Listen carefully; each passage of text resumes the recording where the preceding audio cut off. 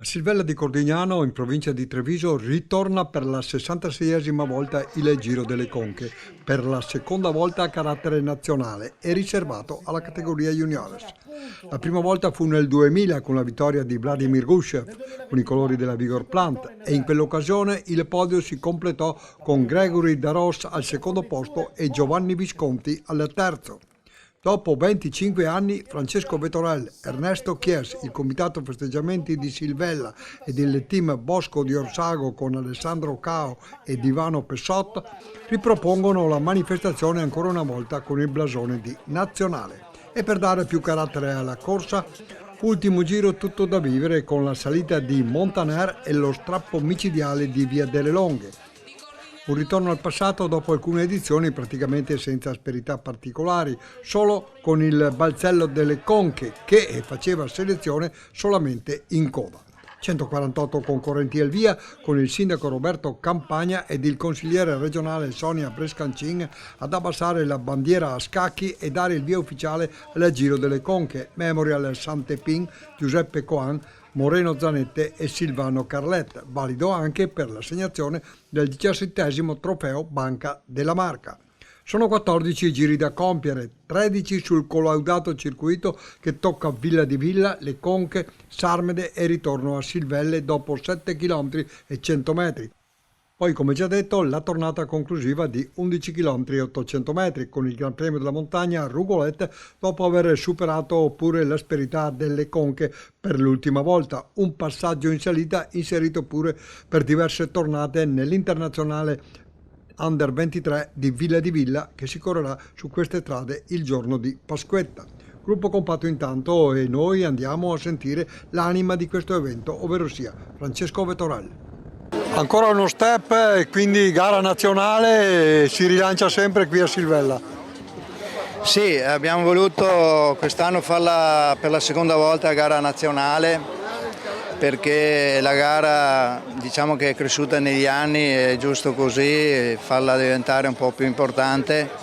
È un grande impegno, comunque siamo soddisfatti per il momento di come abbiamo preparato il tutto. Devo ringraziare il team Bosco per il supporto tecnico e tutti i nostri volontari del Comitato Sportivi Silvellesi. Devo ringraziare soprattutto anche gli sponsor, l'amministrazione comunale che ci sostengono. E sì, la seconda volta spero che adesso la gara è in svolgimento, che vada tutto bene, il tempo ci tiene insomma, rispetto all'anno scorso che c'era il diluvio universale, quest'anno insomma per il momento non piove e credo non pioverà. Soddisfatto della partecipazione?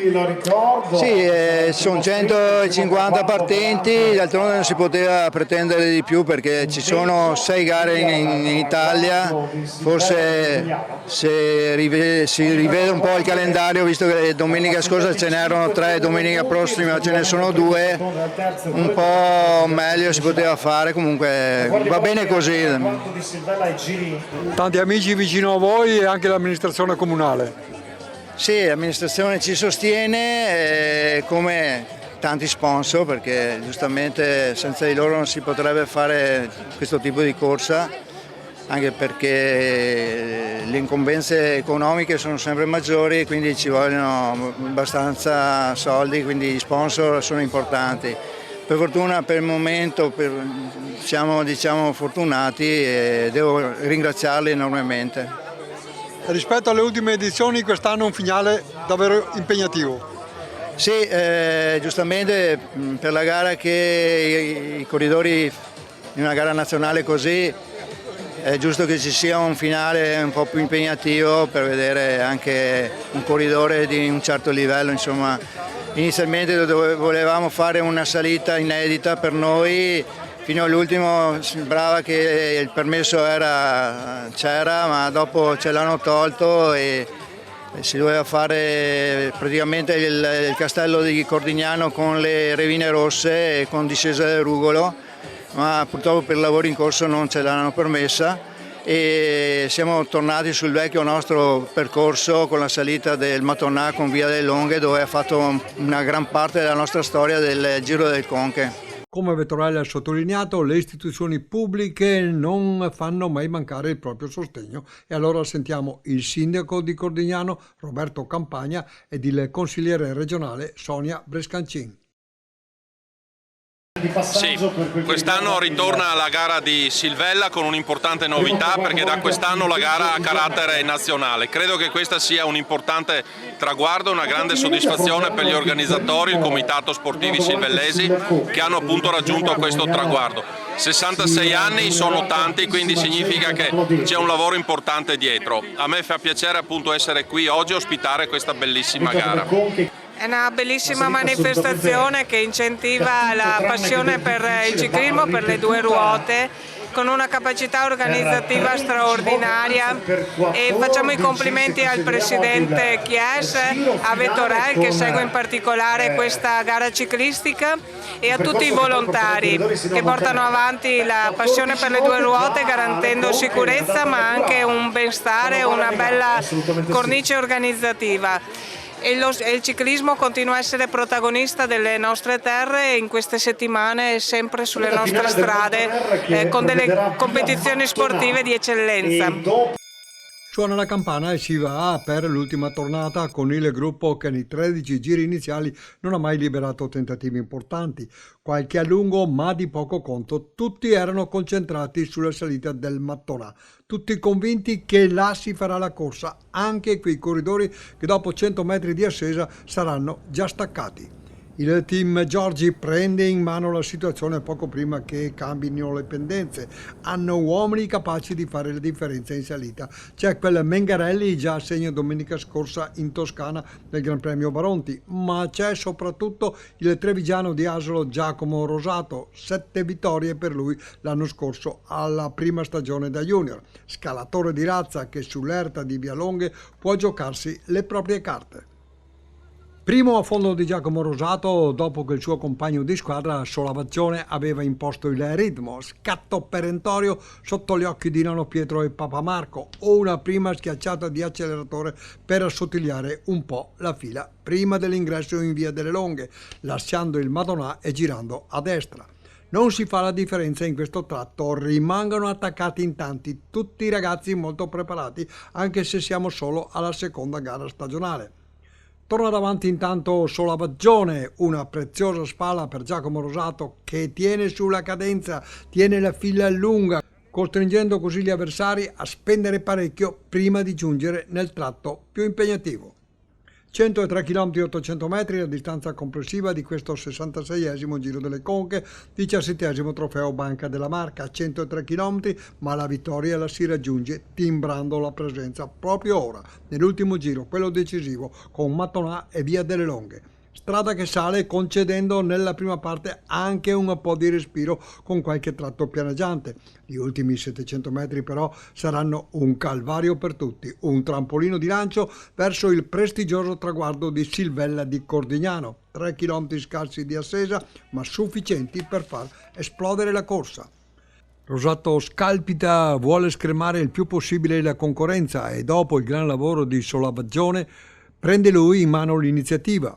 Rispondono bene Lorenzo Dalle Crode, Borgomolino Vigna Fiorita, Mattia Fracasso, Faizanè, Sandrico Bike e Davide Frigo del team Tiepolo, con Segatta, Colbacchini e qualche altro. Oramai ci siamo, tra poco svolta a destra ed inizierà il tratto più ostico della Sesa, laddove cerca di proporsi Mattia Fracasso, veronese al secondo anno nella categoria. Ma qui, dove le pendenze sono davvero arcigne, trova il suo terreno Giacomo Rosato che tira via una frustata che fa veramente sgretolare il pelotoncino al comando. I più solerti nel reagire sono Lorenzo Dalle Crode e Davide Frigo, quest'ultimo fratello di Marco Frigo, il vicentino dell'Israel Premier Tech che sta correndo la Tirreno Adriatico. Insiste nel tratto più duro Rosato, che è oramai prossimo allo scollinamento. Dietro salgono con qualche metro di ritardo Frigo e Dalle Crode, che subito dopo il passaggio sul Gran Premio della Montagna andranno a chiudere il leg up riportandosi a ruota del portacolori del team Giorgi. Si forma così al comando un terzetto che va ad affrontare la veloce picchiata prima verso Rugolo e poi giù fino a Sarmede, discesa che termina a 3 km dal traguardo di Silvella di Cordignano. Dietro i tre il vuoto. Ancora una volta Via dalle Longhe ha emesso il suo verdetto. Sono solo 700 metri, ma fanno sempre la differenza. Da sottolineare intanto con quanta cura il team Bosco di Orsago, organizzatore della prova in collaborazione con il Comitato Festeggiamenti di Silvella, con quanta cura, dicevamo, abbia messo in sicurezza il tracciato, in modo particolare questo tratto in discesa che in alcuni tratti tocca anche il 14%. Dietro i tre, con 20 secondi di ritardo, inseguono Matteo Fracasso della Faizanè Sandrigo Bike, Andrea Moretti dell'Industrial Forniture Moro CEG Capital ed Andrea Colbacchini della Gottardo Giochi Caneva. 20 secondi che non saranno più recuperabili con la testa della corsa a 2 km dalla conclusione.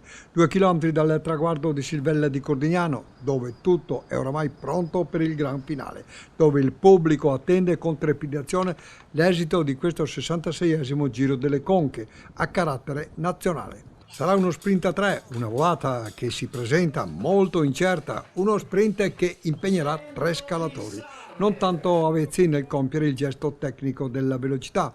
Sarà quindi un finale nel segno della massima incertezza, con Rosato, Dalle Crode e Frigo che sulla carta partono così alla pari. Superato oramai l'ultimo chilometro, guida Davide Frigo, a ruota Lorenzo Dalle Crode, in terza battuta Giacomo Rosato. Si entra in Silvella a 500 metri alla conclusione, con Giacomo Rosato che anticipa tutti prima dell'ultima curva. Ancora tutti e tre in lizza per il successo, volata seratissima dove la spunta Rosato su Dalle Crode e Frigo. A 15 secondi il quarto posto per Mattia Fracasso, quinto Andrea Moretti, sesto Andrea Colbacchini.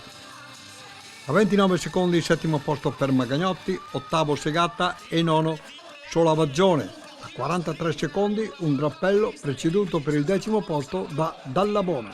Rosato ha concluso in 2 ore 29 primi e 22 secondi, alla media di 43,198. Ovviamente eravamo, la squadra più equipaggiata. Ho dei compagni molto forti, mi hanno aiutato, abbiamo fatto un treno, penso quasi tutta la gara e dai, ce lo meritiamo, ecco. Le prime 2 gare nazionali, tutte e 2 per il team Giorgi e vuol dire che funziona la formula di Leone Malaga. 90 km tutti in gruppo, poi l'esplosività del Montaner. Sì, ho provato a fare la differenza del Montaner, però a mio avviso era un po' troppo corto e non sono riuscito a tirare fuori molto bene le mie qualità. Però dopo, dai, in volata, anche se non è il mio campo, sono riuscito a dire la mia, ecco. Una volata difficile? Sì, una volata difficile. Ho cercato di far partire prima gli altri, infatti sono partiti ai 250 metri. Ho preso subito la ruota del ragazzo del Tiepolo Udine e dopo ho cercato di uscire, dai, è andata bene. Allora Lorenzo, niente da fare allo sprint con Rosato? Sì, purtroppo mi ha anticipato all'ultima curva. Sono arrivato terzo ai 500 metri, poi stavo recuperando, però purtroppo ormai ero arrivato alla linea d'arrivo. Fa niente, dai, ci riproveremo. Ci avevi sperato però? Sì, non è ancora arrivata la vittoria, però sono fiducioso vedendo com'è la gamba che prima o poi arriverà. Allora Ernesto, anche quest'anno è andata e mi sembra che sia riuscito tutto veramente bene. Finalmente la prossima notte dormirò tranquillo perché tutto è andato bene e devo ringraziare assolutamente tutti gli sponsor e tutta la gente che è qui che lavora. E un grazie a Team Bosco e grazie anche a tutti. Mi hanno detto che tu sarai presidente a vita perché il chiosco sta funzionando veramente bene. No, non sono ancora un papa, ma finché lo posso lo faccio, dopo vedremo. Quanti anni è che fai il presidente? Dal 2007, quindi 19 anni. Quindi è un po' di esperienza? Quella sì, però sono affiancato molto bene da Francesco, da altri, tutto gira, dai.